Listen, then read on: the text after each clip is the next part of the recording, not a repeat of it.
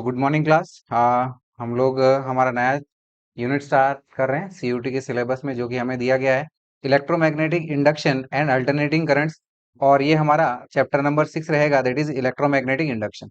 इसमें as per दी NTA, ठीक है ना, सीयूटी के लिए जो इन्होंने सिलेबस दिया है वो हमारा है electromagnetic induction, Faraday's law, induced EMF and current, Lenz law, eddy currents, self and mutual inductance. Basically ये जो आपका यूनिट है ये आपका दो चैप्टर्स में डिवाइडेड है, जिसमें सबसे पहला वाला चैप्टर जो है हमारा दैट इज इलेक्ट्रोमैग्नेटिक इंडक्शन, और जो दूसरा चैप्टर है that is alternating current. Alternating current हम लोग हमारी अगली क्लास में कवर करेंगे। तो अभी ठीक है, हम लोग इलेक्ट्रोमैग्नेटिक इंडक्शन स्टडी करेंगे, राइट। तो चलिए फिर हम लोग हमारे चैप्टर की शुरुआत करते हैं, दैट इज इलेक्ट्रोमैग्नेटिक इंडक्शन। तो इसमें सबसे पहले हम लोग मैग्नेटिक फ्लक्स के बारे में जानेंगे। मैग्नेटिक फ्लक्स यानी कि अगर हमारे पास में कुछ मैग्नेटिक फील्ड लाइंस एक एरिया को क्रॉस कर रही है, तो कितनी मैग्नेटिक फील्ड लाइंस इस एरिया को परपेंडिकुलरली क्रॉस कर रही है, that is your magnetic flux. So we can define our magnetic flux as flux phi B is equal to B vector dot of A vector. और वहीं अगर हमारा area finite रहा या फिर इरेगुलर रहा, उसके लिए हम लोग कह सकते हैं हमारा जो टोटल मैग्नेटिक फ्लक्स होगा that will be your integration of B vector dot of d A vector for the whole area. अब बात करते हैं मैग्नेटिक फ्लक्स के बारे में कि ये आपकी स्केलर क्वांटिटी है कि वेक्टर क्वांटिटी है। तो मैग्नेटिक फ्लक्स क्या कौन सी क्वांटिटी है ये? इलेक्ट्रिक फ्लक्स कैसे दी? स्केलर थी ना, तो ये भी आपकी स्केलर क्वांटिटी रहेगी। So we can say our magnetic flux is a scalar quantity, right. और यहाँ पर आप देख भी सकते हो कि ये आपका डॉट प्रोडक्ट है, और डॉट प्रोडक्ट रिजल्टेंट क्या होता है हमारा? स्केलर क्वांटिटी होती है। So we can say magnetic flux is a scalar quantity. अब बात करते हैं इसकी एसआई यूनिट की। So SI unit of magnetic flux is tesla metre square. So it is tesla metre square, that is TM square, या फिर इसको weber भी कहा जाता है। क्या कहा जाता है? Weber, right. अब बात करते हैं इसकी सीजीएस यूनिट की। इसकी सीजीएस यूनिट होती है मैक्सवेल। क्या होती है? सीजीएस यूनिट मैक्सवेल होती है, right. Maxwell MX. 1 weber is equals to 10⁸ maxwell, right. इतना समझ में आया मैग्नेटिक फ्लक्स के बारे में? चलिए आगे बढ़ते हैं, इससे रिलेटेड क्वेश्चन देखते हैं हम लोग। और क्वेश्चन ये हमें दिया गया है कि a uniform magnetic field exist in this space, right, जिसमें मैग्नेटिक फील्ड हमें दी गई है B vector is equal to B1 I cap plus B2 J cap minus B3 K cap. So we have to find the magnetic flux through an area S vector if the area S vector is in YZ plane। हमारे पास में एक uniform magnetic field है जो कि हमें B1 I cap plus B2 J cap minus B3 K cap दी गई है, और इससे हमको मैग्नेटिक फ्लक्स निकालना है, ठीक है, for an area S vector जो कि वाई जेड प्लेन में लाई कर रहा है। अगर ये वाई जेड प्लेन में लाई कर रहा है तो इसकी डायरेक्शन क्या होगी? हमें पता है कि एरिया की डायरेक्शन उसके प्लेन से परपेंडिकुलर होती है। एरिया की डायरेक्शन उसके प्लेन से परपेंडिकुलर होती है। तो अगर ये एरिया हमारा वाई जेड प्लेन में है तो इसकी डायरेक्शन किधर होगी? इसकी डायरेक्शन किधर होगी? एक्स एक्सिस कह लो, आई कैप कह लो, right. So we can say magnetic flux phi B is equal to B vector dot S vector, और यहां पर मैग्नेटिक फील्ड ये हमें दी गई है B1 I cap plus B2 J cap minus B3 K cap dot of area. Area हमारा magnitude S है और डायरेक्शन क्या है? एक्स एक्सिस का लॉन्ग यानी कि I cap. So we can say it is S I cap. तो dot product कर रहे हैं हम लोग, और हमें पता है I cap dot I cap 1 होता है, तो ये सिंपली क्या हो जाएगा? B1 इंटू एस हो जाएगा, और बाकी आपके जीरो हो जाएंगे, जैसे जे कैप डॉट आई कैप 0, के कैप डॉट आई कैप 0। तो ये सिंपली हमें क्या मिल जाएगा, V1S। So this will be our required magnetic flux, right. ये चीज समझ में आई है? आगे बढ़ सकते हैं दुर्गेश? चलिए आगे बढ़ते हैं, अगला टॉपिक देखते हैं हम लोग, that is Faraday's law of electromagnetic induction, right. Faraday's law of electromagnetic induction ये कहता है कि अगर एक क्लोज्ड सर्किट में या फिर एक क्लोज्ड लूप में मैग्नेटिक फ्लक्स टाइम के साथ चेंज होता है तो उस क्लोज्ड लूप में एक ईएमएफ इंड्यूस होता है, and this induced EMF is given by rate of change of magnetic flux. क्या होता है? Rate of change of magnetic flux कब होता है? जब हमारे पास में एक क्लोज्ड लूप में मैग्नेटिक फ्लक्स चेंज होता है टाइम के साथ, right. So we can say from Faraday's law of electromagnetic induction we can say magnitude of induced EMF in a circuit is equal to the rate of change of magnetic flux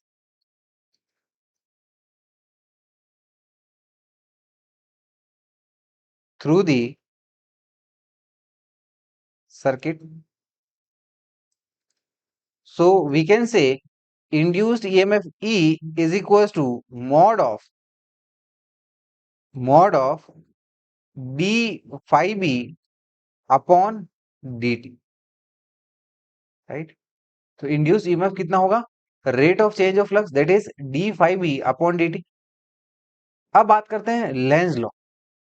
Lenz law ये कहता है कि जो हमारे पास में induced EMF आया है उसकी डायरेक्शन या फिर इस इंड्यूस्ड ईएमएफ की वजह से सर्किट में जो इंड्यूस्ड करंट आएगा उसकी डायरेक्शन कुछ इस सेंस में होगी ताकि वो जिसके वजह से प्रोड्यूस हो रहा है, इंड्यूस हो रहा है, उसके कॉज को अपोज कर सके, यानी कि चेंज ऑफ मैग्नेटिक फ्लक्स को अपोज कर सके, राइट। उस सेंस में जो आपकी इंड्यूस करंट की डायरेक्शन आएगी वो हमारी लेंज लॉ बताता है, राइट। तो यानी कि लेंज लॉ क्या बताता है कि डायरेक्शन ऑफ इंड्यूस्ड ईएमएफ और direction of induced current in the circuit. So we can say the direction of induced current is such as to oppose the cause which produces it। और किसके वजह से ये आपका इंड्यूस्ड ईएमएफ या फिर induced current आ रहा है? ये आपका आ रहा है चेंजिंग मैग्नेटिक फ्लक्स की वजह से, राइट। सो वी कैन से इसका जो कॉज है वो कौन है? चेंजिंग फ्लक्स,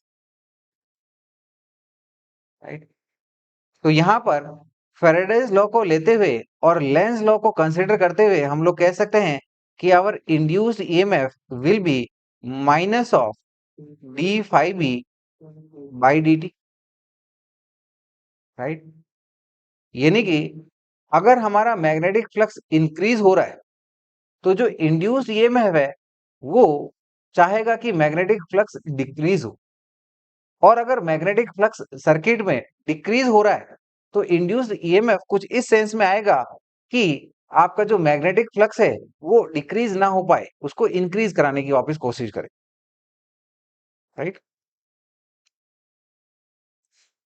आगे बात करते हैं हम लोग इंड्यूस्ड करंट। इंड्यूस्ड ईएमएफ कितना होता है ये हमने देख लिया, that is E is equal to d phi by d t. Induce current कितना हो जाएगा? ईएमएफ अपॉन में सर्किट में जितना रेजिस्टेंस होगा, right. So we can say induce current will be given by I is equals to induced EMF upon resistance of the circuit। यानी कि ये हो जाएगा हमारा, लेंस लॉ को कंसिडर करें तो minus of d phi B upon में आर डी टी, राइट। अब आगे बात करते हैं इंड्यूस चार्ज, यानी कि सर्किट में चार्ज कितना फ्लो करेगा, सर्किट में चार्ज कितना फ्लो करेगा या फिर कितना चार्ज इंड्यूस होगा। So this induce charge is given by d q is equal to minus of d phi B upon में आर। तो यहाँ पर इंपॉर्टेंट पॉइंट ये चीज नोट डाउन करिएगा कि ये जो इंड्यूस चार्ज है ये टाइम के ऊपर डिपेंड नहीं करता, ये सिंपली फ्लक्स का कितना चेंज हो रहा है उसके ऊपर डिपेंड करता है। Getting my point? चलिए आगे बढ़ते हैं, क्वेश्चन देखते हैं हम लोग इससे रिलेटेड।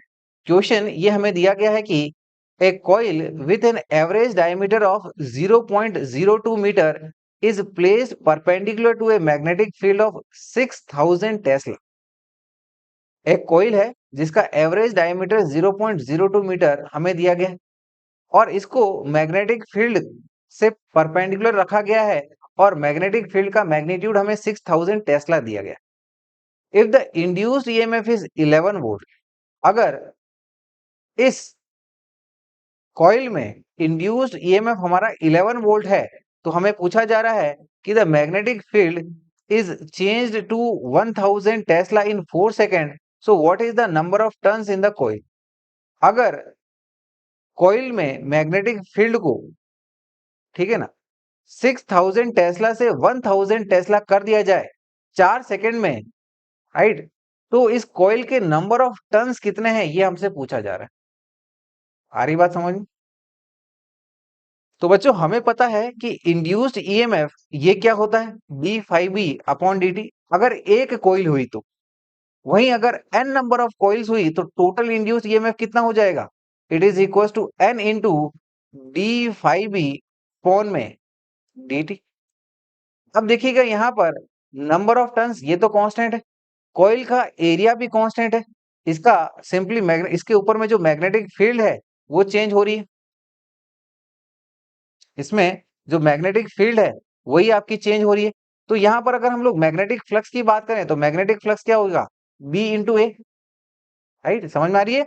मैग्नेटिक फ्लक्स क्या होगा, बी इंटू ए, इसमें एरिया कांस्टेंट है तो एरिया को हमने बाहर रख लिया, ठीक है। तो ये आपका अंदर में क्या हो जाएगा, simply B two minus B one upon में जितना इसको टाइम लग रहा है। हमारी सर्कुलर कॉइल है तो एरिया क्या हो जाएगा, pi r square into B two minus B one, right, upon में टोटल टाइम टेकन टी। तो यहां से अब हम लोग एन की वैल्यू निकाल सकते हैं, राइट।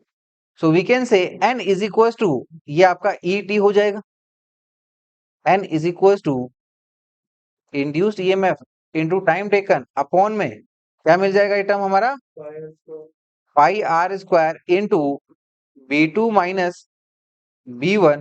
तो यहाँ पर वैल्यूज पुट करते हैं, इंड्यूस ईएमएफ ये हमारा 11 वोल्ट है, टाइम टेकन 4 सेकेंड है, अपॉन में, राइट, पाई इसको हम लोग 22 अपॉन 7 पुट कर सकते हैं। एवरेज डायमीटर हमें 0.02 मीटर दिया गया, तो रेडियस क्या हो जाएगी 0.01 और इसका square, right, into, right, B two minus B one, ठीक है ना। इसको पॉजिटिव रखते हुए हम लोग इसका चेंज को है मॉड ले लेंगे, यानी कि पॉजिटिव में कन्वर्ट कर लेंगे।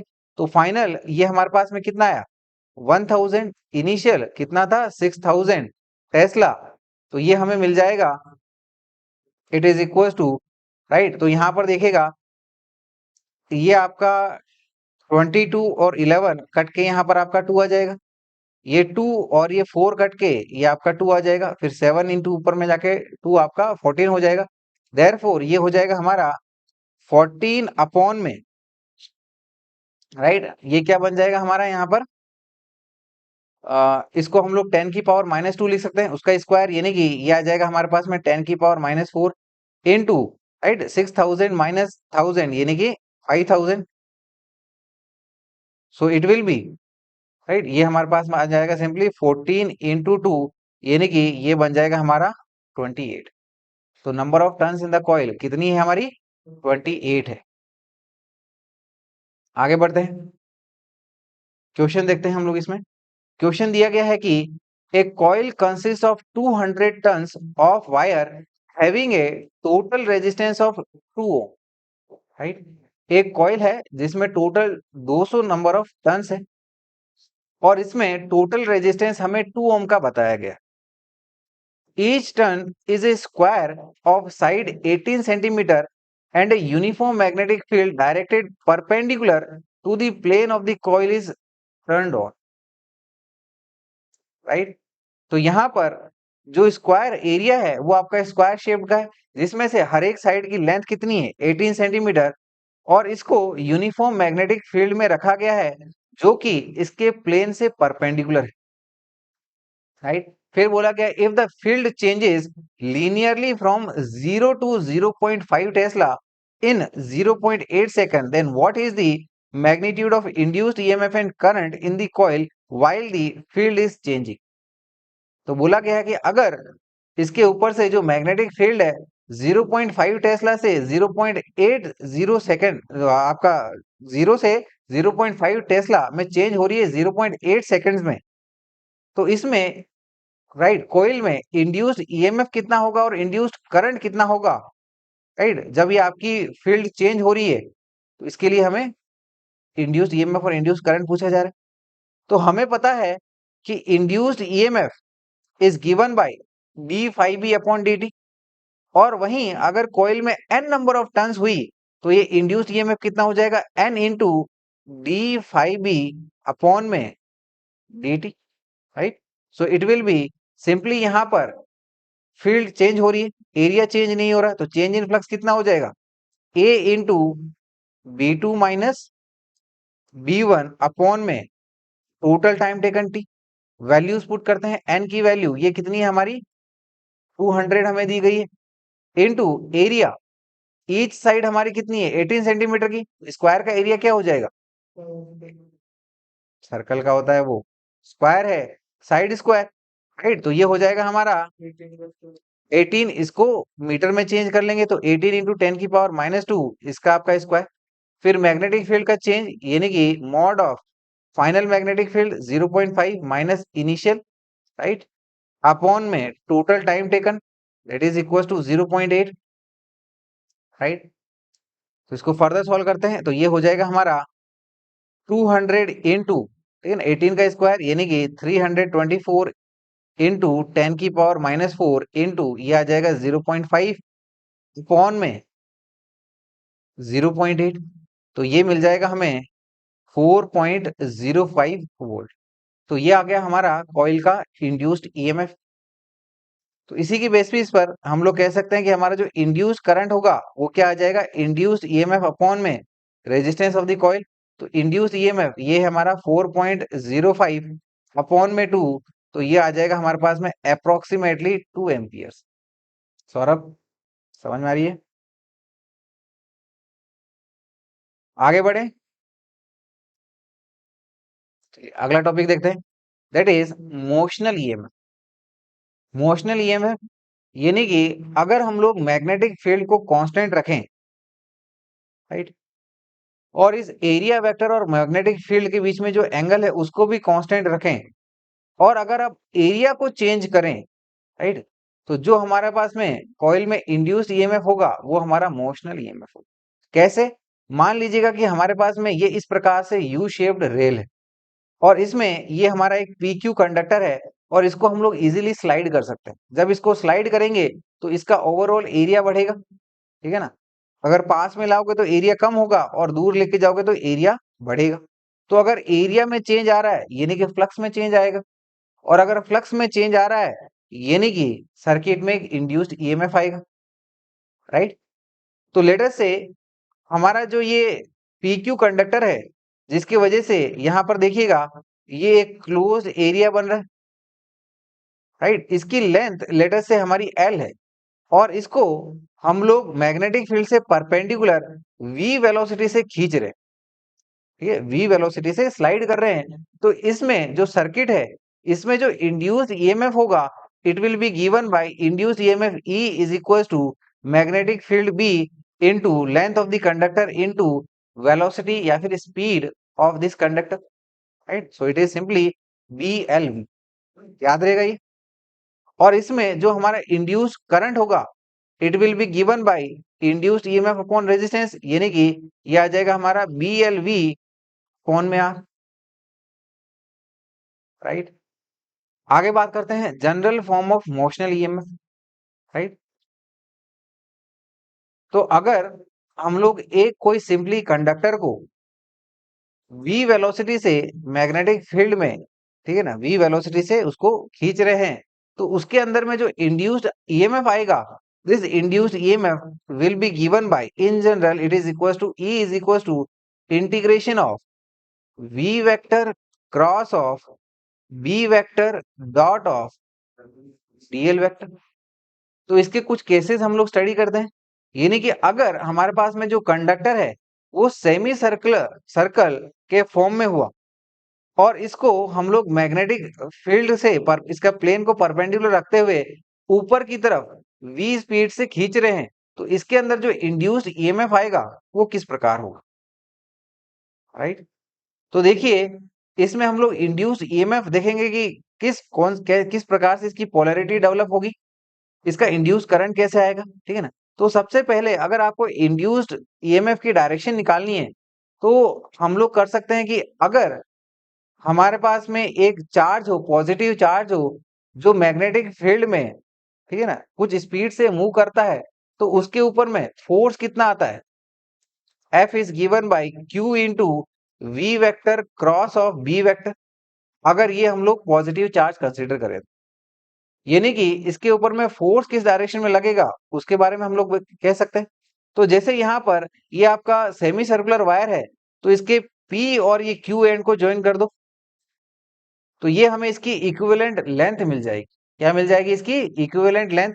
अब इसको एक स्ट्रेट रॉड की तरह देखो जिसकी लेंथ आपकी 2r है, और इसमें एक हमारा पॉजिटिव चार्ज कंसीडर करो जो कि ऊपर की तरफ जा रहा है, और फिर ये वाली कंडीशन अप्लाई करो, that is Q V vector cross B vector. तो यहाँ पर V वेक्टर आपका ऊपर की तरफ जा रहा है, मैग्नेटिक फील्ड अंदर की तरफ है, तो अंदर की तरफ फिंगर्स को स्लाइड करो, रोटेट करो, ठीक है। तो जो थंब है वो कैसे जा रहा है? लेफ्ट की तरफ, यानी कि पॉजिटिव चार्जेस जो है इसमें इधर की तरफ एक्यूमुलेट होंगे, राइट। पॉजिटिव चार्जेस इसमें किधर एक्यूमुलेट होंगे? P पॉइंट की तरफ। अगर इधर में पॉजिटिव चार्ज एक्यूमुलेट होंगे तो इधर में आपका नेगेटिव चार्ज एक्यूमुलेट होंगे, तो यानी कि इसकी ये आपका हायर पोटेंशियल और ये आपका लोअर पोटेंशियल। तो यहाँ पर इसी के बेसिस पर यहाँ पर हमने इसको इंड्यूस्ड ईएमएफ इस प्रकार से दिखाया है, जिसमें हायर पोलैरिटी वाला, हायर पोटेंशियल वाला P के साइड में है और लोअर पोटेंशियल वाला, ठीक है ना, Q के साइड में। ये चीज समझ में आई सौरभ? ठीक है। तो इसमें जो आपका इंड्यूस्ड ईएमएफ रहेगा, ठीक है ना, इसी के बेसिस पर हम लोग कैसा बोल सकते हैं, ठीक है ना, BLV। तो यानी कि इसकी स्पीड आपकी v है, मैग्नेटिक फील्ड B है, और इसकी इफेक्टिव लेंथ कितनी हो गई है? PQ हो गई है, ठीक। तो यहाँ पर हम लोग कह सकते हैं इसमें जो इंड्यूस्ड ईएमएफ होगा वो सिंपली कितना हो जाएगा हमारे पास में? VB into length, that is equal to 2r। So it is simply 2VBR, right. आंखें बंद हो रही है। हम्म, आंखें बंद हो रही है।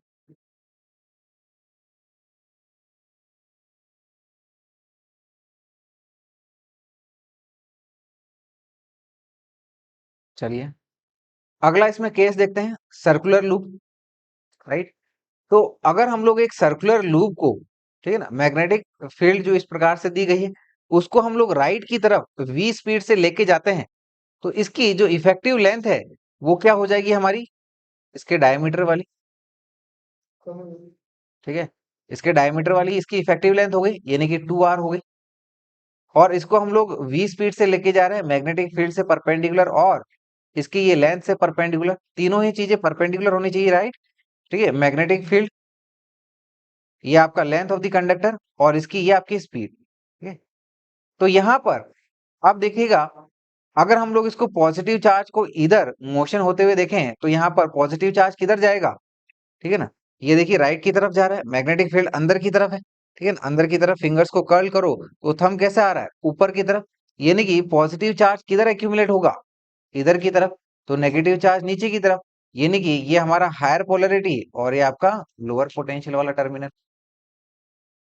समझ में आई बात, राइट। तो इसमें जो हमारा इंड्यूस्ड ईएमएफ होगा वो कितना आ जाएगा हमारे पास में, speed v into magnetic field into effective length of the conductor that is equal to 2r, is equal to ये आ जाएगा हमारा 2vbr, राइट। आगे बात करते हैं हम लोग, ठीक है ना, एक कंडक्टिंग रॉड है, ठीक है ना, ये इंपॉर्टेंट है, देखिएगा, एक हमारे पास में कंडक्टिंग रॉड है जिसकी लेंथ l ले लीजिएगा, राइट, और यहाँ पर मैग्नेटिक फील्ड स्क्रीन के अंदर की तरफ है, और इसको हम लोग इस लेंथ से, इसकी जो ये लेंथ है, इससे कुछ थीटा एंगल बनाते हुए v स्पीड से इस कंडक्टर को, राइट, स्क्रीन के प्लेन में लेके जा रहे हैं। तो यहाँ पर हमने ये देखा है कि ये तीनों ही चीजें एक दूसरे से परपेंडिकुलर होनी चाहिए, तो मैग्नेटिक फील्ड तो इन दोनों से परपेंडिकुलर है ही। ये जो आपका कंडक्टर है, ठीक है ना, ये कंडक्टर है आपका एल लेंथ का, तो यहाँ पर v के हम लोग दो कंपोनेंट बना सकते हैं, एक कंडक्टर के अलोंग, दूसरा कंडक्टर से परपेंडिकुलर।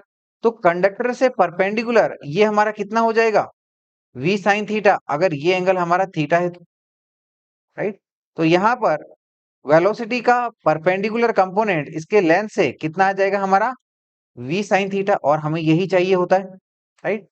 सो वी कैन से इसमें जो हमारा इंड्यूस्ड ईएमएफ आएगा वो कितना आ जाएगा, E इज इक्वल टू, ठीक है ना, वेलोसिटी का perpendicular component that is equal to v sine theta into magnetic field into length of the conductor, तो ये सिंपली बन जाएगा हमारे पास में VBL साइन थीटा, राइट। समझ में आ रहा है ये, चलिए आगे बढ़ते हैं हम लोग, आगे देखते हैं इसमें अगला केस, इरेगुलर शेप्ड वायर। अगर हमारे पास में इरेगुलर शेप्ड वायर है, ठीक है, जो आपका P से लेके इस तरीके से Q में जा रहा है, इसकी लेंथ L है और मैग्नेटिक फील्ड स्क्रीन के अंदर की तरफ है, तो हमने इसको क्रॉस से बताया गया, और इसको हम लोग v स्पीड से ऊपर की तरफ लेके जा रहे हैं। तो देखिए कंडक्टर की इफेक्टिव लेंथ क्या हो जाएगी, इसको हम लोग स्टार्टिंग एंड और एंडिंग एंड से ज्वाइन करें तो ये इसकी इफेक्टिव लेंथ आ जाएगी, और ये आपका v स्पीड से ऊपर की तरफ जा रहा है, तो हमको स्पीड को इसकी इफेक्टिव लेंथ से परपेंडिकुलर चाहिए होता है। तो यानी कि यहाँ पर वेलोसिटी का इस लेंथ से परपेंडिकुलर कंपोनेंट, तो यहाँ पर ये एंगल हमारा थीटा है, तो परपेंडिकुलर कंपोनेंट ये क्या हो जाएगा हमारा, v cos थीटा। आ रही बात समझ में, राइट। तो यहाँ पर इंड्यूस्ड ईएमएफ ये क्या हो जाएगा हमारे पास में, E is equal to v cos theta into magnetic field into length of the conductor. तो यानी कि एज फॉर सिंप्लिसिटी हम लोग इसको ऐसे बोल सकते हैं कि ये हमारा कंडक्टर हो गया PQ, L लेंथ का, स्पीड जो है, ठीक है ना, जो इसके इफेक्टिव लेंथ से परपेंडिकुलर v cos थीटा है, राइट। तो यहाँ पर मैग्नेटिक फील्ड अंदर की तरफ है, तो पॉजिटिव चार्जेस किधर एक्यूमुलेट होंगे, ये P पॉइंट की तरफ, राइट। तो इसको ऐसे देख लो, ये हमारा पॉजिटिव चार्ज इस डायरेक्शन में जा रहा है, मैग्नेटिक फील्ड अंदर की तरफ, तो थंब हमने, ठीक है ना, हमारा जो है वो पॉजिटिव चार्ज की डायरेक्शन दे रहा है, यानी कि यहाँ पर पॉजिटिव चार्ज P पॉइंट पे एक्यूमुलेट हो जाएंगे तो उसके corresponding negative charge Q point पे एक्यूमुलेट हो जाएंगे, यानी कि P साइड वाला ये हमारा हायर पोटेंशियल हुआ और Q पॉइंट लोअर पोटेंशियल पे हुआ, राइट। समझ में आई ये बात। So for this we can say induced EMF will be equals to VBL cos theta। Durgesh, ठीक है, आगे बढ़े, आगे देखते हैं conductor moving in a variable magnetic field. अगर एक कंडक्टर वेरिएबल मैग्नेटिक फील्ड में मूव कर रहा है, यहाँ पर मैग्नेटिक फील्ड अंदर की तरफ है, लेकिन यहाँ पर मैग्नेटिक फील्ड जो है P पॉइंट से लेके Q पॉइंट तक लगातार ये चेंज हो रही है, ठीक है ना, और ये आपकी यूनिफॉर्मली चेंज हो रही है, राइट। मतलब कैसे, कि यहाँ पर हमारे पास में करंट कैरिंग कंडक्टर है, राइट, इसके वजह से यहाँ पर मैग्नेटिक फील्ड लाइंस प्रोड्यूस करेगी, तो करंट के अराउंड मैग्नेटिक फील्ड लाइंस कैसे बनती है आपकी? Concentric, right? ये करंट कैरिंग कंडक्टर है, तो इसकी वजह से यहाँ पर जो मैग्नेटिक फील्ड लाइंस बनेगी, राइट, इसमें ये वाली इधर वाली ज्यादा होगी, स्ट्रॉन्गर होगी, और इधर वाली वीकर होगी। तो मैग्नेटिक फील्ड यहाँ पर लगातार चेंज हो रही है, ठीक है, और ये आपका, ठीक है ना, दूरी के साथ लगातार कम हो रही है। तो इस केस में जो इस करंट कैरिंग कंडक्टर की वजह से, राइट, और इस कंडक्टर को, ठीक है ना, जो कि आपका टोटल, मान लो कि ये एल लेंथ का कंडक्टर है, इसको हम लोग इस मैग्नेटिक फील्ड से परपेंडिकुलर और इसकी इफेक्टिव लेंथ से परपेंडिकुलरली लेके जा रहे हैं, तो इसके अंदर में एक इंड्यूस्ड ईएमएफ आएगा, and this induced EMF is given by E is equal to mu naught I V upon में 2 पाई इंटू एल एन, यानी कि log to the base e into r plus l upon में r. यहां पर are यानी कि इस current carrying conductor और ये वाला जो कंडक्टर है उसका पहले वाले छोर से दूरी, ठीक है। L is the total length of the conductor. तो ये फॉर्मूला है, इसके लिए इसको याद कर लेना आप लोग। चलिए आगे बढ़ते हैं। अगला टॉपिक है हमारा motional EMF induced in A rotating bar. Important है ये।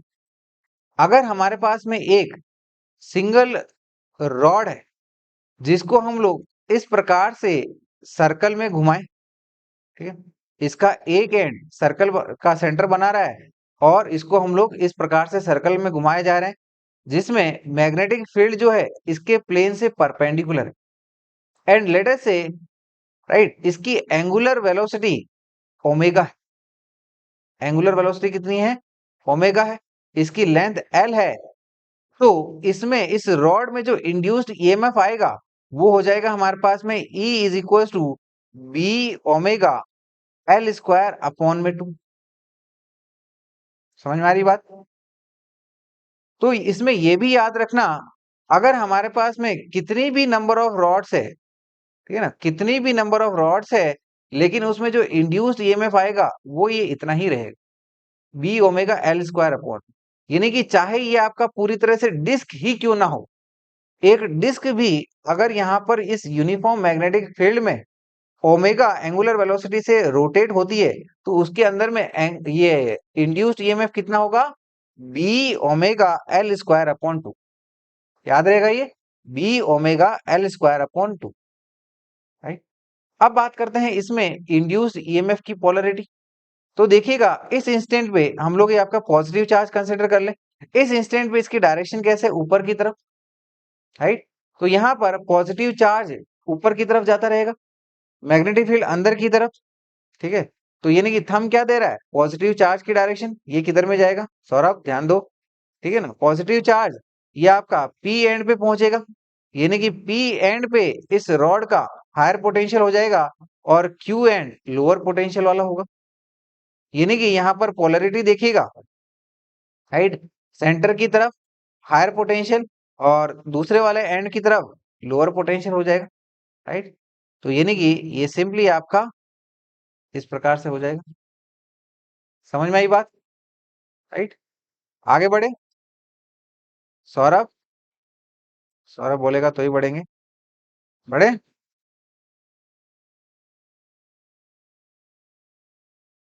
चलिए आगे बढ़ते हैं।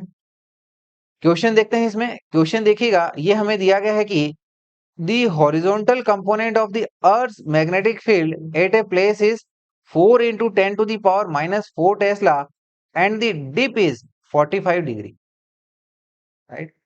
किसी जगह पे अर्थ का horizontal component of magnetic field ये हमें 4 इंटू 10 की पावर माइनस 4 टेस्ला दिया गया, और यहाँ पर डिप हमारा 45 डिग्री। डिप यानी कि अगर हम लोग बार मैग्नेट को सिंपली बीचों बीच से सस्पेंड करेंगे तो वो 45 डिग्री एंगल पे झुक जाएगी। सो आगे हमें दिया गया है a metal rod of length 20 centimetre is placed in the north south direction, ठीक है ना। एक मेटल रॉड है जो कि नॉर्थ साउथ डायरेक्शन में प्लेस्ड है, and is moved at a constant speed of 5 centimetre पर सेकेंड टुवर्ड्स ईस्ट, उसको 5 मीटर पर सेकेंड की स्पीड से, राइट, 5 मीटर पर सेकेंड की स्पीड से ईस्ट की तरफ ले जाया गया। ठीक है, जैसे यहाँ पर ये नॉर्थ, ये साउथ, ये आपका ईस्ट इधर होगा। ठीक है, तो यानी कि ये हमारी जो रॉड है नॉर्थ साउथ में प्लेस्ड है, ईस्ट की तरफ उसको 5 मीटर पर सेकेंड की स्पीड से ले जाया जा रहा है, राइट। और इस रॉड की लेंथ हमारी 20 सेंटीमीटर है, इसको 5 सेंटीमीटर पर सेकेंड की स्पीड से ले जाया जा रहा है। सो calculate the EMF induced in the rod, तो इस रॉड में इंड्यूस्ड ईएमएफ कितना होगा ये हमें देखना है। तो देखिएगा हमारी जो रॉड है ये इस प्रकार से रॉड है, इसको ईस्ट की तरफ ले जाया जा रहा है। तो जब ये इस डायरेक्शन में जाएगी तो ये magnetic field, horizontal magnetic field को तो क्रॉस करेगी नहीं, क्योंकि ये आपका इस तरीके से, राइट, तो परपेंडिकुलरली किसको क्रॉस कर रही है, बीवी को, that is vertical component of magnetic field. तो हम लोग कह सकते हैं कि यहाँ पर जो हमारा इंड्यूस्ड ईएमएफ है, so it will be given by V into vertical component of earth magnetic field into length of the conductor.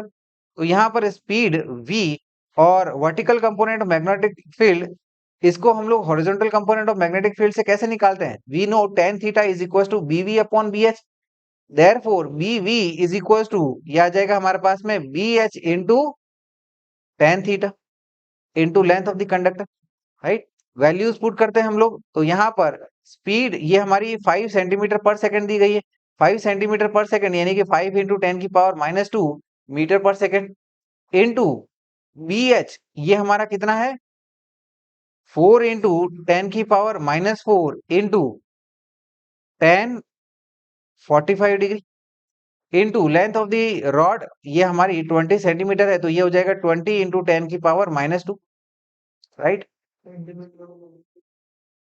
कर लिया ना इसको, सेंटीमीटर को मीटर में चेंज, तो ये आ जाएगा हमारे पास में 4 इंटू 10⁻⁻6 वोल्ट, इतना हमारा इंड्यूस्ड ईएमएफ हो जाएगा, राइट। इतना समझ में आया, आगे बढ़ सकते हैं, चलिए आगे बढ़ते हैं हम लोग। अगला क्वेश्चन देखिएगा, अगला क्वेश्चन ये हमें दिया गया है कि two rings of radii 4 meter and 10 meter move in opposite directions with a velocity of 20 meter per second and 10 meter per second respectively on a conducting surfaces, right। हमारे पास में दो रिंग्स है, एक 5 मीटर की रेडियाई की और दूसरी 10 मीटर रेडियाई की, और ये एक कंडक्टिंग सरफेस एस पे, राइट, 20 मीटर पर सेकंड की स्पीड से और 10 मीटर पर सेकंड की स्पीड से मूव कर रही है, right. There is a uniform magnetic field of magnitude 0.1 Tesla perpendicular to the plane of the rings। तो यहाँ पर इनके रिंग से परपेंडिकुलर मैग्नेटिक फील्ड है जिसका मैग्नीट्यूड 0.1 टेस्ला बताया गया है। So find the potential difference between the highest points of the two rings, right. तो यहाँ पर टोटल पोटेंशियल डिफरेंस कितना डेवलप होगा, राइट, एक छोर से दूसरे छोर तक, ये हमसे पूछा जा रहा है। तो देखिएगा यहां पर ये पहली वाली रिंग जिसकी रेडियस 5 मीटर है, यानी कि इसकी टोटल इफेक्टिव लेंथ कितनी हो जाएगी 10 मीटर, और दूसरी जिसकी रेडियस हमें 10 मीटर दी गई है तो इसकी इफेक्टिव लेंथ कितनी हो जाएगी 20 मीटर हो जाएगी। इसको यहाँ पर लेफ्ट की तरफ लिखा जाएगा जा रहा है, तो यहाँ पर मैग्नेटिक फील्ड अंदर की तरफ है, तो इसमें पॉजिटिव चार्ज किधर जाएगा, ठीक है ना, v स्पीड इधर की तरफ, मैग्नेटिक फील्ड के अलोंग फिंगर्स को कर्ल करो, ठीक है ना, तो पॉजिटिव चार्ज किधर आएगा नीचे की तरफ, यानी कि इसमें जो इंड्यूस्ड ईएमएफ आएगा उसमें पोटेंशियल जो है नीचे एंड वाला हायर पे होगा और ऊपर वाला लोअर पोटेंशियल होगा। इसी प्रकार से जो दूसरी वाली रिंग है, ठीक है ना, जो कि 20 मीटर लेंथ की इसकी इफेक्टिव लेंथ, इसमें अगर यहाँ पर है आपका जो कोई पॉजिटिव चार्ज है रॉड में, ठीक है, उसको अगर हम लोग राइट की तरफ मूव कराएं और मैग्नेटिक फील्ड अंदर की तरफ है तो फिंगर्स को अंदर की तरफ कर्ल करें, तो यहाँ पर पॉजिटिव चार्ज किधर जाएगा, ऊपर की तरफ, यानी कि इसमें हायर पोटेंशियल पी की तरफ आ जाएगा और लोअर पोटेंशियल क्यू की तरफ मिल जाएगा हमें। तो यानी कि इसकी जो पोलरिटी है, ठीक है ना, वो कुछ इस प्रकार से हम लोग बता सकते हैं। तो यानी कि यहाँ पर देखिएगा कि ये जो इनकी पोलरिटी है, इसके बेसिस पर जो ईएमएफ है वो हमारा एड अप हो जाएगा, ठीक है ना, ये वाला ईएमएफ प्लस ये वाला ईएमएफ, तो टोटल ईएमएफ एड अप हो जाएंगे। So we can say, right, potential difference इनके जो एंड्स का होगा it is VP minus VS, right, VP minus VS, right, ये हमारा क्या हो जाएगा, इंड्यूस्ड ईएमएफ पहली वाली रिंग में, ठीक है, प्लस इंड्यूस्ड ईएमएफ आपका सेकंड वाली रिंग से। So we can say it is equal to E1 plus E2।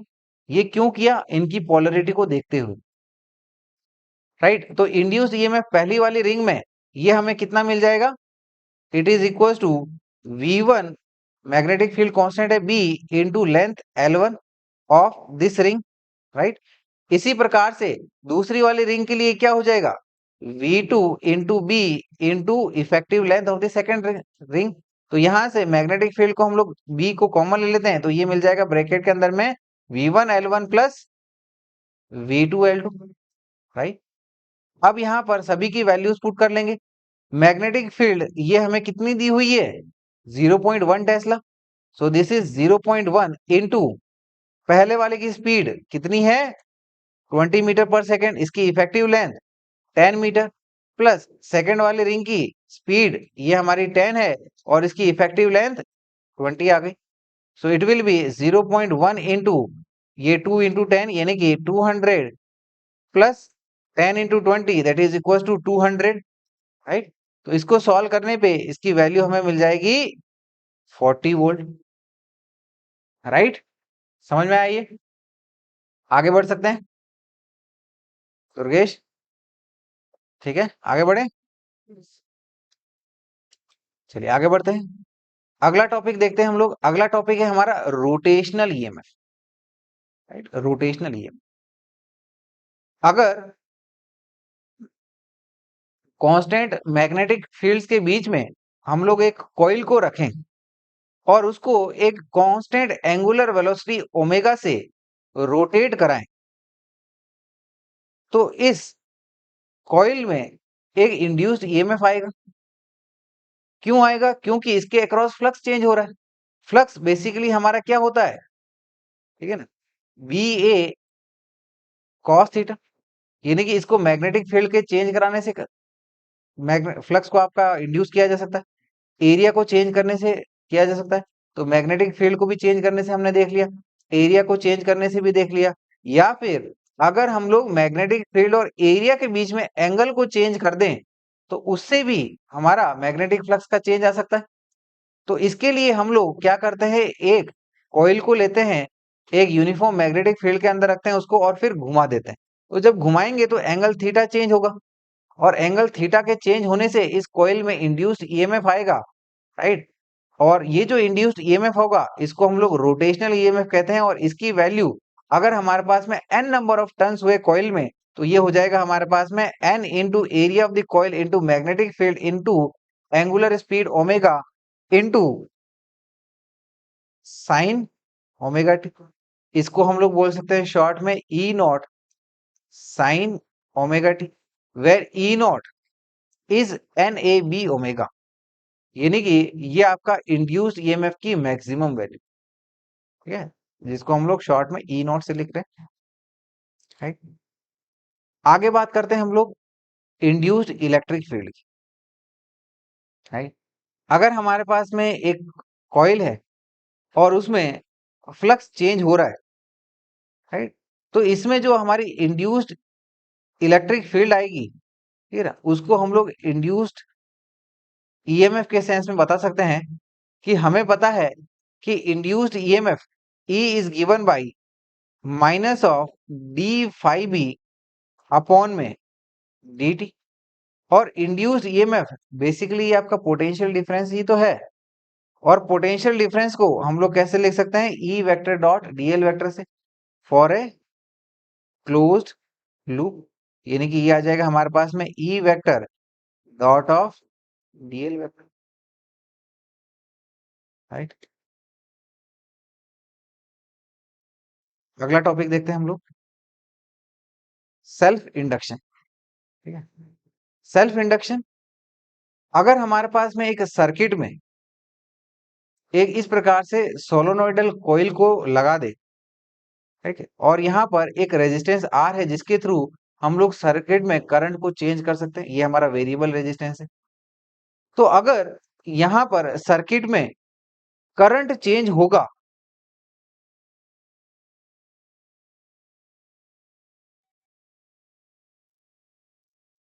ठीक है, अगर यहाँ पर सर्किट में करंट चेंज होगा तो क्या होगा कि इसकी कॉइल के अंदर में जो मैग्नेटिक फील्ड बन रही है वो चेंज होगी, और अगर इसके अंदर की जो मैग्नेटिक फील्ड चेंज हो रही है तो इसका फ्लक्स चेंज होगा, राइट। और फ्लक्स के चेंज होने की वजह से इसमें एक इंड्यूस्ड ईएमएफ आएगा और उसके बेसिस पर एक इंड्यूस्ड करंट आएगा। तो ये जो इंड्यूस्ड ईएमएफ आएगा, राइट, वो इस मेन ईएमएफ को अपोज करेगा, राइट। क्या है, कौन सा मेन, यहाँ से ये जो बैटरी है ना, ठीक है ना, राइट, स्टार्टिंग में जैसे आपका करंट इंक्रीज हो रहा है तो यहाँ पर फ्लक्स का आपका चेंज हो रहा है, तो अगर फ्लक्स का चेंज हो रहा है तो इसमें एक इंड्यूस्ड ईएमएफ आएगा, ठीक है, और इंड्यूस्ड ईएमएफ फ्लक्स के जो आएगा, ठीक है ना, फ्लक्स के चेंज को अपोज करने की कोशिश करेगा, और ये जो यहाँ पर एक इंड्यूस्ड ईएमएफ आ रहा है, ठीक है, जो कि यहाँ पर जो करंट के चेंज होने को अपोज कर रहा है, यही प्रॉपर्टी हमारी सेल्फ इंडक्शन की प्रॉपर्टी कहलाती है, राइट। तो हम लोग इसके लिए कह सकते हैं self induction is the property of A coil by virtue of which the coil opposes any change in the strength of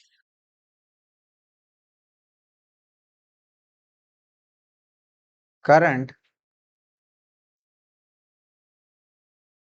flowing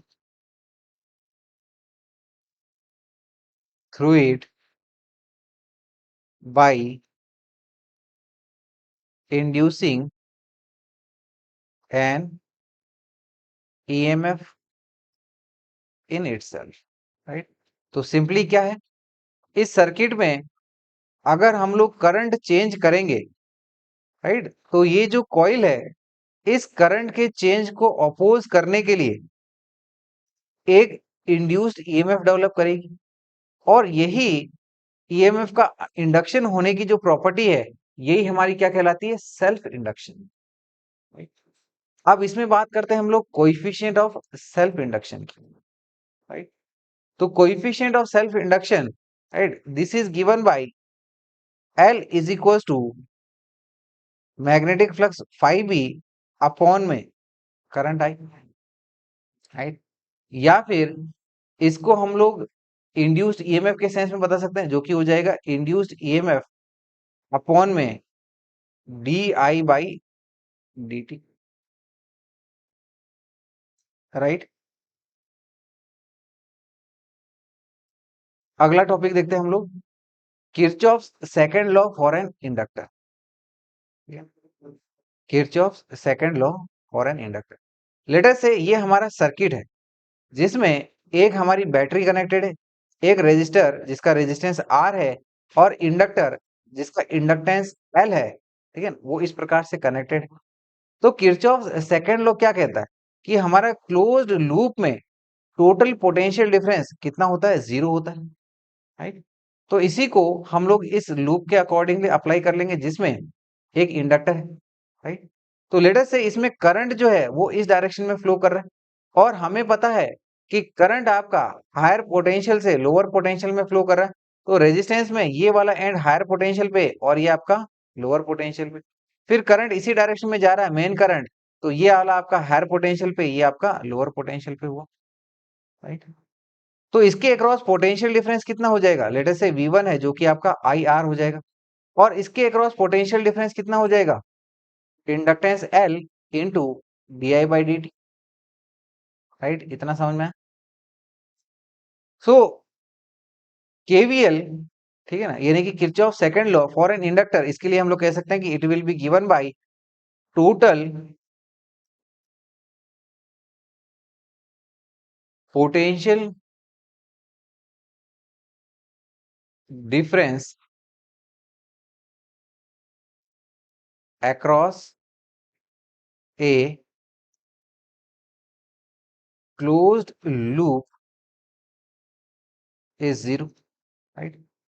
यानी कि हम लोग कह सकते हैं कि summation of delta V for a circuit closed circuit is zero. और इसको अगर हम लोग इस लूप के अकॉर्डिंगली अप्लाई करें तो ये हमारा क्या हो जाएगा, यहाँ पर पोटेंशियल का गेन हो रहा है, therefore it will be given by E. यहाँ पर पोटेंशियल का लॉस हो रहा है, तो यानी कि आ जाएगा आपका -IR, और फिर यहाँ पर फिर से पोटेंशियल का लॉस हो रहा है, यानी कि क्या हो जाएगा -L di/dt is equal to zero, right. सो इसके बेसिस पर हम लोग एक क्वेश्चन करते हैं, राइट। देखिए क्वेश्चन में हमें क्या दिया गया है कि in the circuit diagram shown in figure, resistance की वैल्यू हमारी 10 ओम की है, इंडक्टर का इंडक्टेंस 5 हेनरी है, ईएमएफ बैटरी का ये आपका 20 वोल्ट है, और इसमें करंट 2 एम्पियर का फ्लो हो रहा है।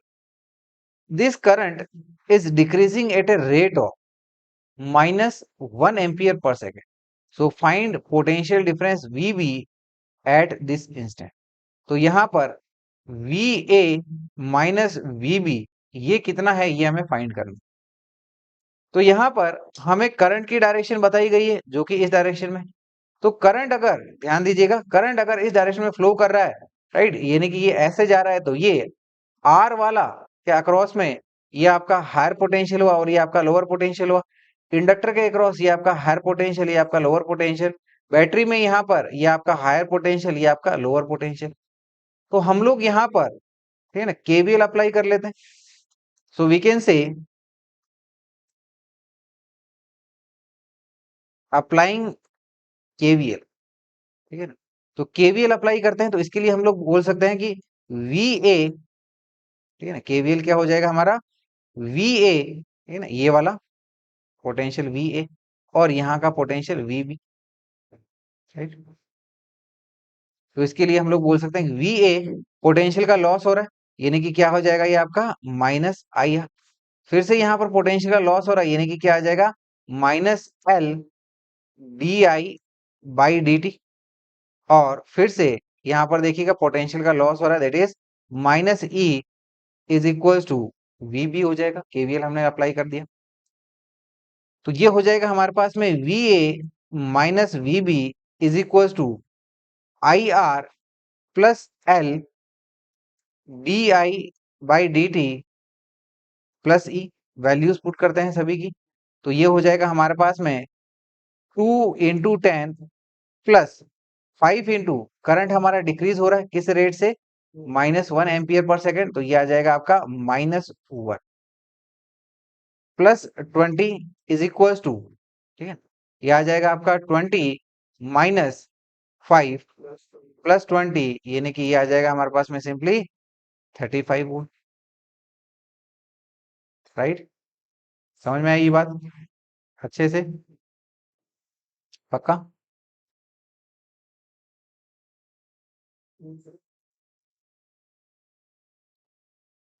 अगला टॉपिक है हमारा self inductance of A coil, right.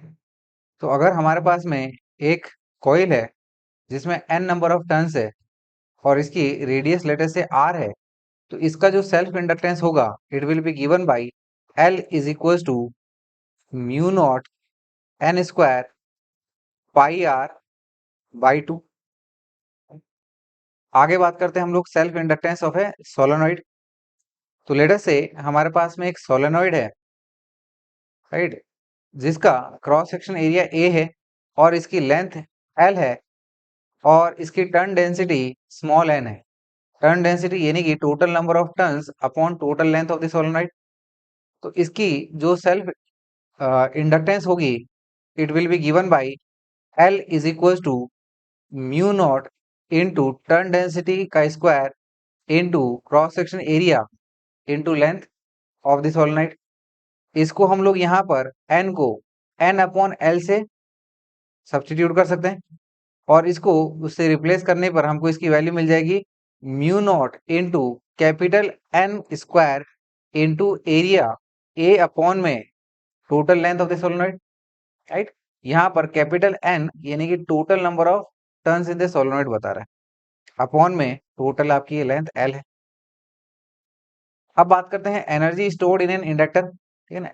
Inductor जो है एनर्जी स्टोर करता है in the form of magnetic field energy, and this energy, ठीक है, यानी कि इसकी जो पोटेंशियल एनर्जी रहेगी, it is given by half L I square, right. आगे बढ़ते हैं हम लोग, आगे बात करते हैं energy density of an inductor, यानी कि एनर्जी पर यूनिट वॉल्यूम कितनी होती है इंडक्टर के अंदर में। It is given by u rho is equal to half B square upon में म्यू नॉट। बी यानी कि उसके अंदर की जो मैग्नेटिक फील्ड है and mu naught is permeability of free space. अगला टॉपिक हमारा कॉम्बिनेशन ऑफ सेल्फ इंडक्टेंसेस।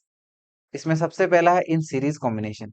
अगर हम लोग इंडक्टर्स को सीरीज में कनेक्ट करते हैं और उसका इक्विवेलेंट इंडक्टर एक सिंपल इंडक्टर एल से रिप्लेस करते हैं, तो इसका जो इक्विवेलेंट इंडक्टेंस होगा, right, in series combination it is given by L S is equal to L1 plus L2 plus L3। और वहीं अगर इंडक्टर्स का पैरेलल कॉम्बिनेशन होता है, ठीक है ना, जिनका इंडक्टेंसेस L1 L2 और L3 है, तो उनका इक्विवेलेंट सेल्फ इंडक्टेंस ये हो जाएगा हमारे पास में 1/L is equal to 1/L1 plus 1/L2 plus 1/L3, right. आगे बढ़ते हैं हम लोग, क्वेश्चन देखते हैं इससे रिलेटेड। क्वेश्चन हमें दिया गया है कि calculate the inductance of an air core solenoid containing 300 turns if the length of the solenoid is 25 centimeter and its cross section area is 4 centimeter square। तो हमें एक एयर कोर सोलेनॉइड का inductance find करना है जिसके अंदर में total 300 number of turns है, इसकी लेंथ 25 सेंटीमीटर है और इसका क्रॉस सेक्शन एरिया 4 सेंटीमीटर है। और सेकेंड केस में हमें पूछा गया कि calculate the self inductance EMF in the solenoid if the current through it is decreasing at the rate of 50 ampere per second.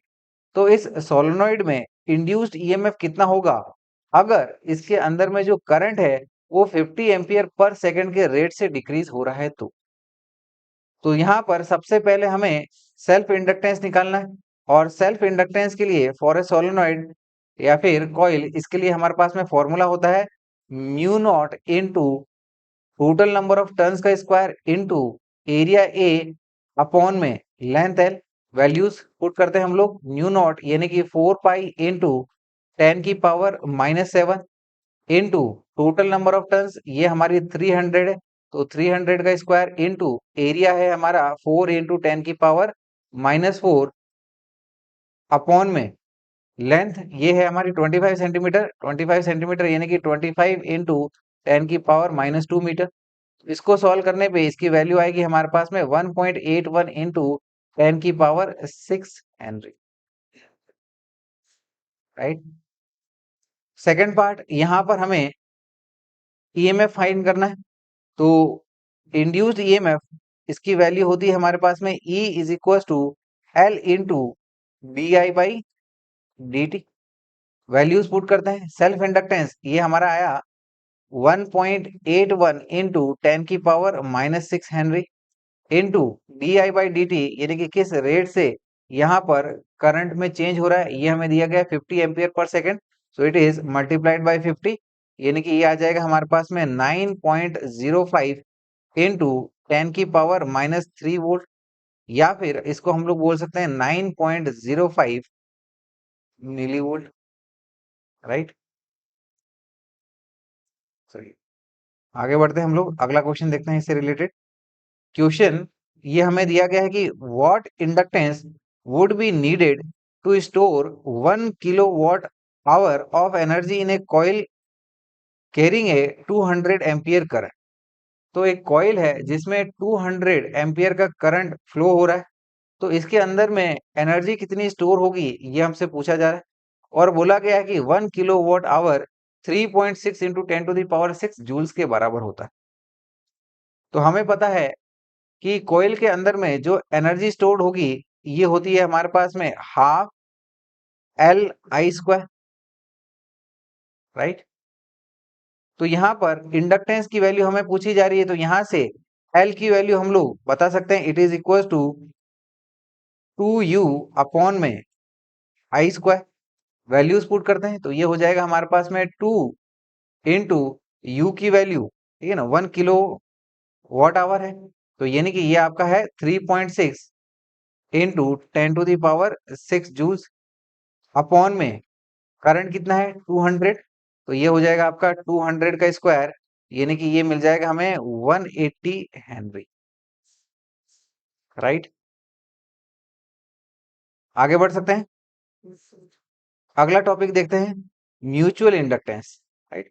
Mutual inductance ये आपका फिनोमेना होता है कि अगर हमारे पास में एक सर्किट है और इस सर्किट में जो ये इंडक्टर है, अगर इसके अक्रॉस हमारा फ्लक्स चेंज होता है करंट के चेंज होने पे, राइट, तो इसके वजह से हमारे पास में जो सेकेंडरी सर्किट है जिसमें ये हमारी कॉइल है, इसके करंट चेंज होने की वजह से यहाँ पर फ्लक्स चेंज होने की वजह से, ठीक है, इसमें यहाँ पर एक इंड्यूस्ड ईएमएफ आए, तो ये फिनोमेना कहलाता है हमारा mutual induction.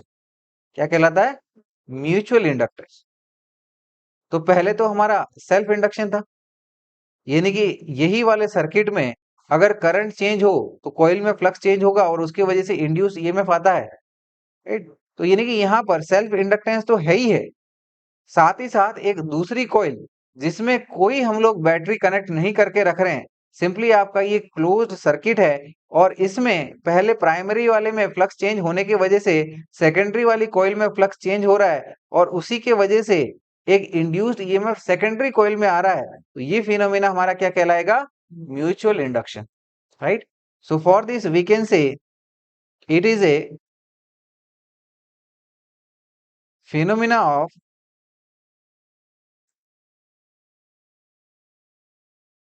production of EMF in a circuit by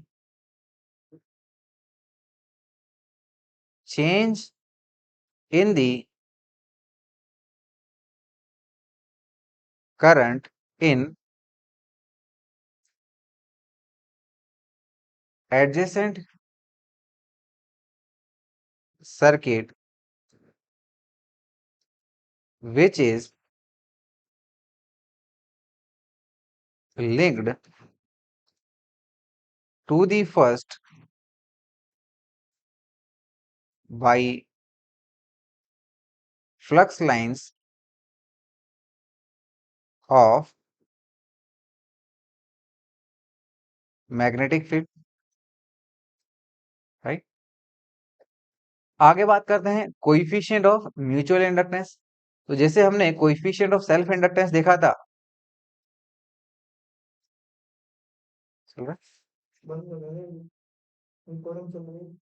हाँ, अभी आ रहा है डिस्प्ले, ठीक है ना। आगे है हमारा कोएफिशिएंट ऑफ म्यूचुअल इंडक्टेंस। जैसे हमने कोएफिशिएंट ऑफ सेल्फ इंडक्टेंस देखा था, वैसे ही सेम हमारा कोएफिशिएंट ऑफ म्यूचुअल इंडक्टेंस है, and this is given by m is equals to, right, total change in flux, right, जो आपका सेकेंडरी कॉइल में हो रहा है, अपॉन में जितना आपका प्राइमरी करंट में, प्राइमरी सर्किट में करंट फ्लो हो रहा है।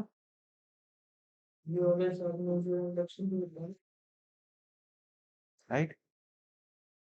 तो यहाँ पर टोटल फ्लक्स जो सेकेंडरी में आ रहा है, ठीक है ना, अगर एक कोयल में फ्लक्स फाई टू आता है और सेकेंडरी में अगर आपकी एन नंबर ऑफ कोइल्स हुई, तो टोटल फ्लक्स इसमें कितना हो जाएगा, N two into phi two upon में current in primary that is I one.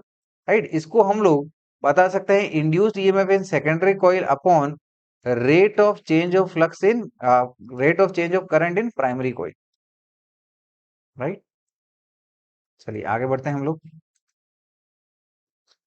अगला टॉपिक है हमारा इसी में, दैट इज रेसिप्रोसिटी थ्योरम। ठीक है, तो रेसिप्रोसिटी थ्योरम ये कहती है कि जितना म्यूचुअल इंडक्टेंस प्राइमरी कॉइल की वजह से सेकेंडरी कॉइल में डेवलप हो रहा है, उतना ही म्यूचुअल इंडक्टेंस सेकेंडरी कॉइल की वजह से प्राइमरी कॉइल में होता है। Right, that is M21 is equal to M12 is equal to M। ये है हमारी रेसिप्रोसिटी थ्योरम। ठीक है, आगे बात करते हैं mutual inductance for to concentric coils. अगर हमारे पास में दो कॉन्सेंट्रिक कॉइल्स है, इनकी वजह से जो म्यूचुअल इंडक्टेंस होता है it is given by M is equal to mu naught N1 N2 into area, area यानी कि हमारे छोटे वाले कॉइल का एरिया अपॉन में 2R। ठीक है, R यानी कि आपका ये बड़ी वाली कॉइल का रेडियस। आगे बढ़ते हैं, इसमें हमारा अगला टॉपिक है mutual inductance of two long coaxial solenoids. हमारे पास में दो कोएक्सियल यानी कि सेम एक्सिस वाले सोलेनॉइड्स हैं और इनका हम लोग म्यूचुअल इंडक्टेंस देख रहे हैं। लेटर से हमने पहली वाली कॉइल में I1 करंट फ्लो कराया है, ठीक है, और यहाँ पर, ठीक है ना, ये हमारी कॉइल है। राइट, दो कॉइल्स है, इनकी लेंथ L है और जो छोटी वाली कॉइल है उसका क्रॉस सेक्शन एरिया ए है। ठीक है ना, जो भी आपका छोटा वाला क्रॉस सेक्शन एरिया होता है उसको हम लोग ए कंसिडर करते हैं। तो इसमें जो म्यूचुअल इंडक्टेंस होता है it is given by mu naught into N1, N1 यानी कि turn density of first coil into N2 यानी कि turn density of second coil. ठीक है, टर्न डेंसिटी यानी कि total number of turns upon total length of the solenoid into cross section area जो भी आपका छोटा वाला है कॉइल का into length of the coils, दोनों की लेंथ हमने सेम कंसीडर करिए। तो यहाँ पर अगर हम लोग इसको एक्सपांड करें, N1 ये क्या हो जाएगा आपका capital N1 upon L, small N2 ये क्या हो जाएगा कैपिटल N2 अपॉन में L। तो इसको अगर हम लोग एक्सपांड करें तो हमको यहाँ पर वैल्यू मिल जाएगी mu naught capital N1 into capital N2 into cross section area upon में लेंथ है। राइट, आगे बात करते हैं हम लोग mutual inductance of a solenoid surrounded by A coil. तो हमारे पास में एक सोलेनॉइड है और उसके अराउंड में एक कॉइल है। सोलेनॉइड की टोटल लेंथ L1 है और कॉइल की, ठीक है ना, जब यहाँ पर रेडियस है वो R है। तो यहाँ पर इनमें जो म्यूचुअल इंडक्टेंस डेवलप होगी it is given by M is equal to mu naught capital N1, ठीक है ना, कैपिटल N1 यानी कि सोलेनॉइड में total number of turns into capital N2 यानी कि total number of turns in the coil into cross section area जो भी आपका छोटा रहेगा अपॉन में total length of the solenoid. Right, चलिए आगे बढ़ते हैं हम लोग इसमें। अगला हमारा इसमें टॉपिक है कोएफिशिएंट ऑफ कपलिंग। ठीक है, कोएफिशिएंट ऑफ कपलिंग से हमें ये पता चलता है कि म्यूचुअल इंडक्टेंस कितना इफेक्टिव है इनके कॉइल्स के अरेंजमेंट के बेसिस पर।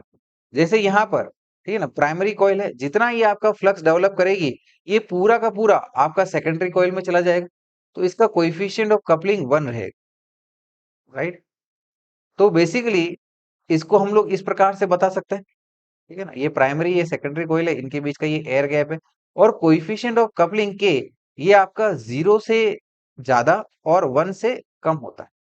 ठीक है, 0 के बराबर भी हो सकता है और ये आपका 1 के बराबर या फिर 1 से कम। अगर परफेक्ट कपलिंग है यानी कि जितना फ्लक्स आपका प्राइमरी डेवलप कर रहा है उतना फ्लक्स सेकेंडरी में चला जाए, उसको कहते हैं परफेक्ट कपलिंग, और इस दौरान पे कोएफिशिएंट ऑफ कपलिंग की वैल्यू 1 होती है। और अगर जितना प्राइमरी कॉइल में फ्लक्स डेवलप हो रहा है उसमें सेकेंडरी कॉइल में बिल्कुल भी नहीं जाता है, तो ये हमारा कोएफिशिएंट ऑफ कपलिंग 0 हो जाता है। So this coefficient of coupling K is given by mutual inductance M upon में अंडर रूट में self inductance of first coil into self inductance of second coil. और कोएफिशिएंट ऑफ कपलिंग ये आपका 0 से ज्यादा और 1 से कम होता है, ठीक है ना। अगर ये कपलिंग लूज कपलिंग हुई तो, राइट। और वहीं कोएफिशिएंट ऑफ कपलिंग K की वैल्यू 0 होती है जब कोई भी किसी प्रकार से कपलिंग नहीं होती है, ठीक।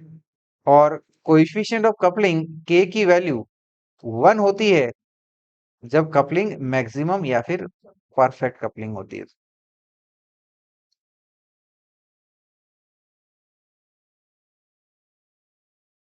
राइट। आगे बढ़ते हैं।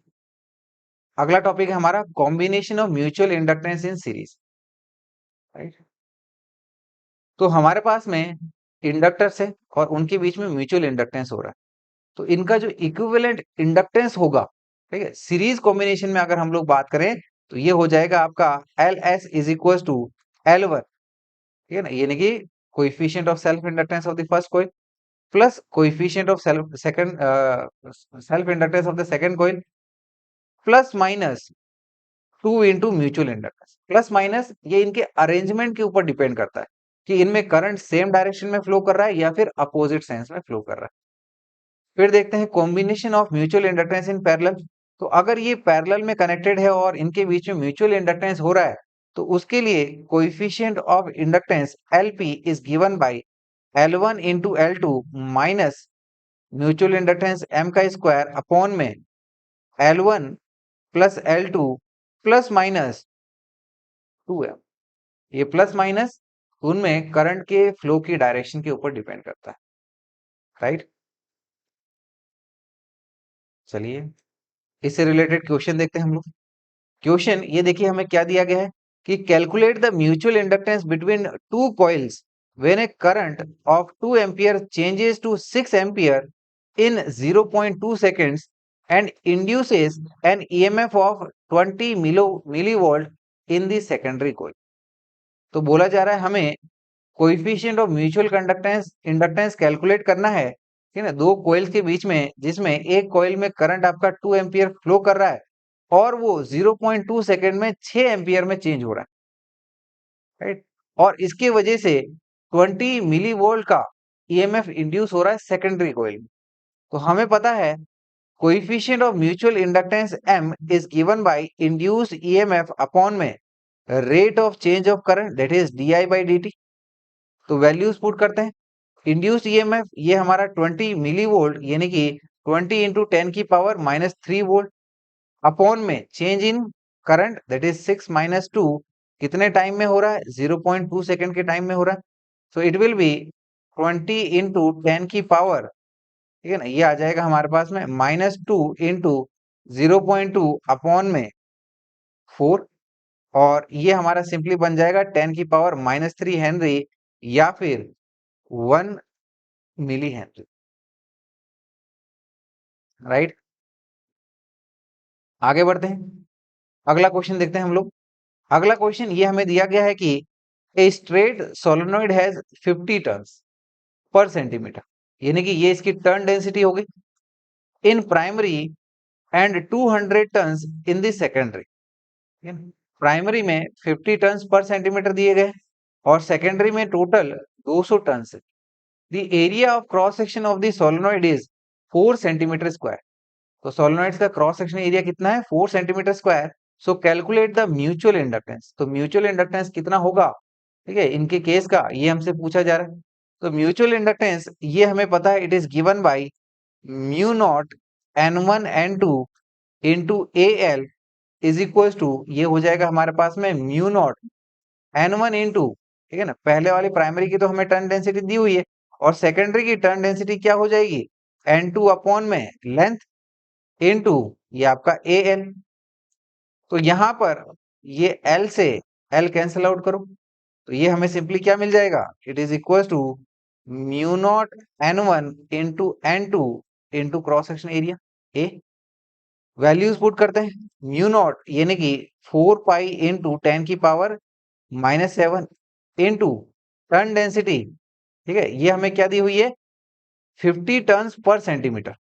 तो 50 टन्स पर सेंटीमीटर, तो सेंटीमीटर को मीटर में चेंज करते हैं तो क्या हो जाएगा, 10 की power -2 into total number of turns secondary coil के कितने हैं, 200, और एरिया क्या दिया है, 4 सेंटीमीटर स्क्वायर, यानी कि ये हो जाएगा हमारा 4 इंटू 10 की पावर -4, और इसको सॉल्व करने पे इसकी वैल्यू आएगी 5.03 इंटू 10 की पावर -4 हेनरी, जो कि अप्रोक्सीमेटली 5 इंटू 10 की पावर -4 हेनरी के बराबर हो जाएगी,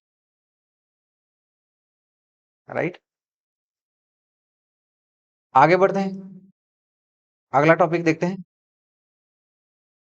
ठीक है, growth of current in LR circuit. अगर हमारे पास में LR सर्किट है, हैं? अगर हमारे पास में LR सर्किट है यानी कि जिसमें एक इंडक्टर है और एक रेजिस्टर है, और यहाँ पर सर्किट में एक ये बैटरी है जिसका EMF E है, और ये की को हम लोग कनेक्ट करेंगे। जब यहाँ पर की को कनेक्ट करेंगे तो यहाँ पर सर्किट में ये आपका मेन करंट I ये ग्रो करेगा, राइट।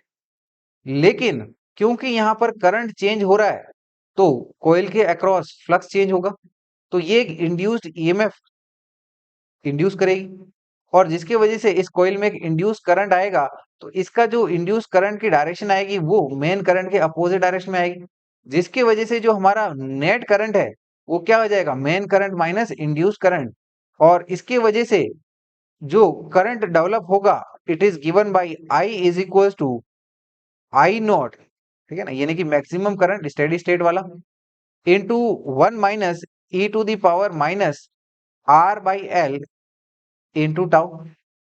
इसको हम लोग लिख सकते हैं as I naught into 1 minus e to the power minus t upon में tau L, where tau L here is L upon R, और इसको टाइम कांस्टेंट कहा जाता है, ठीक है।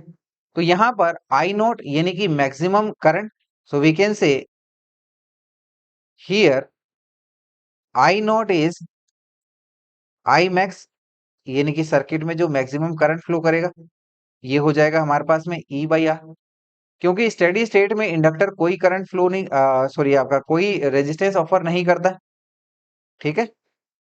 और यहाँ पर सर्किट में सिर्फ रेजिस्टेंस आर का ही रेजिस्टेंस ऑफर रहेगा, तो स्टेडी स्टेट में करंट कितना फ्लो करेगा, EMF of the battery upon में resistance, right. So we can say it is the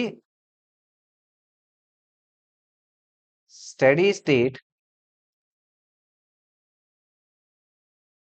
current at t is equal to infinity. और यहाँ पर ये जो टाउ एल लिखा है ये बेसिकली आपका एल अपॉन आर है, और इसको टाइम कांस्टेंट कहा जाता है, राइट। तो जब हम लोग इस की को कनेक्ट करेंगे at t is equal to 0, यानी कि उस इंस्टेंट पे इंडक्टर इनफाइनाइट रेजिस्टेंस ऑफर करता है, यानी कि इंडक्टर जो है एक तरह से इस सर्किट को ओपन सर्किट बना देता है, ठीक है, इनफाइनाइट रेजिस्टेंस ऑफर करता है। कब, at t is equal to 0, बहुत इंपॉर्टेंट है ये point, right. So we can say at t is equals to 0, inductor offers infinite resistance, right. और वहीं at t is equals to infinity, यानी कि कुछ टाइम बाद में ये अपने स्टेडी स्टेट पे पहुंच जाता है जब सर्किट में एक कांस्टेंट करंट फ्लो करता है, राइट। तो इस दौरान पे इंडक्टर कोई भी रेजिस्टेंस ऑफर नहीं करता है, right. So we can say inductor offers zero or no resistance. तो यहां पर अगर हम लोग करंट और टाइम की रिलेशनशिप देखें तो करंट जो है टाइम के साथ में इस तरीके से ग्रो करता है, राइट। और जिस टाइम पे करंट की वैल्यू मैक्सिमम करंट के 0.63 टाइम्स हो जाए, वो टाइम हमारा टाइम कांस्टेंट कहलाता है tau L, which is L upon R. ये बात समझ में आई? ठीक है, आगे बढ़ते हैं। अगला टॉपिक है हमारा DK of current in LR circuit. वहीं अगर हम लोग की को ओपन कर दें तो सर्किट में करंट डिक्रीज होना शुरू हो जाएगा, और इस दौरान की इस दौरान में कोई पर्टिकुलर टाइम पे करंट की जो वैल्यू होती है it is given by I naught into e to the power minus R upon L into t. और यहां पर ठीक है, इसको हम लोग लिख सकते हैं I naught into e to the power minus t upon में टाउ एल। ठीक है, टाउ एल, ठीक है, तो आपका टाइम कांस्टेंट है। और करंट का डीके टाइम के साथ हम लोग इस तरीके से ग्राफिकली देख सकते हैं। तो डीके के दौरान पे हम लोग टाइम कांस्टेंट को डिफाइन करते हैं कि कितने टाइम बाद में करंट की जो वैल्यू है वो मैक्सिमम करंट के 0.37 टाइम्स हो जाए। तो जितना इसको टाइम लगेगा उसको हम लोग टाइम कांस्टेंट टाउ एल कहते हैं, right, that is L by R. तो चलिए इससे रिलेटेड हम लोग हमारा क्वेश्चन देखते हैं, और ये क्वेश्चन हमारा इस चैप्टर का आखिरी क्वेश्चन है। क्वेश्चन हमें दिया गया है कि find current through the battery. Battery के थ्रू करंट कितना होगा ये हमें पता करना है। दो कंडीशंस में, पहली वाली कंडीशन है just after the switch is closed. तो जैसे ही हम लोग स्विच को क्लोज करेंगे उस दौरान करंट कितना फ्लो करेगा सर्किट में वो हमें कैलकुलेट करना है। तो जैसे ही हम लोग की को यहाँ पर या फिर स्विच को क्लोज करेंगे, यानी कि at t is equal to zero की हम लोग बात करेंगे, तो t is equal to zero पे हमें पता है कि इंडक्टर जो है वो इनफाइनाइट रेजिस्टेंस ऑफर करता है। तो इनफाइनाइट रेजिस्टेंस ऑफर करता है तो जहां जहां इंडक्टर है वो वाला आपका इनफाइनाइट रेजिस्टेंस वाला हो जाएगा, राइट। तो यानी कि ये वाली जो दो ब्रांचेस है यहाँ पर इनफाइनाइट रेजिस्टेंस हो जाएगा, यानी कि ये दोनों एक तरीके से ओपन ब्रांचेस हो जाएगी। तो करंट के लिए सर्किट सिर्फ ये वाला सर्किट ही रह जाएगा, राइट, जिसको यहाँ पर हमने सिंप्लीफाइड फॉर्म में इस तरीके से बना दिया है। यानी कि यहाँ पर at t is equal to zero, right, battery का ईएमएफ आपका 12 वोल्ट का है, सर्किट का रेजिस्टेंस 4 ओम का है। तो करंट कितना फ्लो करेगा इसको हम लोग बता सकते हैं, I is given by V upon में आर। तो यहाँ पर पोटेंशियल कितना है 12 है, रेजिस्टेंस कितना है 4 है, तो ये हमें मिल जाएगा 3 एम्पियर। वहीं जब आपका ये स्टेडी स्टेट पे पहुंचाएगा यानी कि after a long time, right, तो उस दौरान पे इंडक्टर कोई भी रेजिस्टेंस ऑफर नहीं करते। तो यानी कि यहां पर इसको आप शॉर्ट कर लो एक तरीके से, यानी कि अब हमारे पास में कैसे हो गई तीन पैरेलल ब्रांचेस जिसमें हर एक में रेजिस्टेंस आर है, राइट। तो ये आपका तीन पैरेलल ब्रांचेस और हर एक का रेजिस्टेंस यहाँ पर आर है। तो हम लोग यहाँ से इक्विवेलेंट रेजिस्टेंस निकाल सकते हैं, it is R equivalent is equal to कोई भी एक ब्रांच का रेजिस्टेंस अपॉन में टोटल नंबर ऑफ ब्रांचेस। ठीक है, तो ये हमारा 4/3 ओम आ जाएगा। तो अब इस दौरान पे जो करंट फ्लो करेगा वो क्या हो जाएगा हमारे पास में V अपॉन में R इक्विवेलेंट, यानी कि ये आ जाएगा हमारे पास में 12 अपॉन में 4/3, और इससे हमको इसकी वैल्यू मिल जाएगी 9 एम्पियर्स, राइट। तो इससे हम लोग इस तरीके से इसको सॉल्व करते हैं ऐसे क्वेश्चंस को। तो इसी के साथ हम लोग इस चैप्टर को कंप्लीट करते हैं, right, that is electromagnetic induction. ये चैप्टर हमने पूरी तरह से कंप्लीट कर लिया, इसके सारे कंसेप्ट हमने देख लिए, फॉर्मूलेज से रिलेटेड चैप्टर्स में जहां जहां है उनको सारा स्टडी कर लिया, कंसेप्ट के बेस पे हमने कंसेप्चुअल क्वेश्चंस कर लिए हैं, राइट। तो इससे रिलेटेड फिर आप एमसीक्यूज वगैरह कर पाओगे इजीली, राइट। तो इसी से हम लोग इस चैप्टर को यहाँ पर कंक्लूड करते हैं, राइट। Thank you all.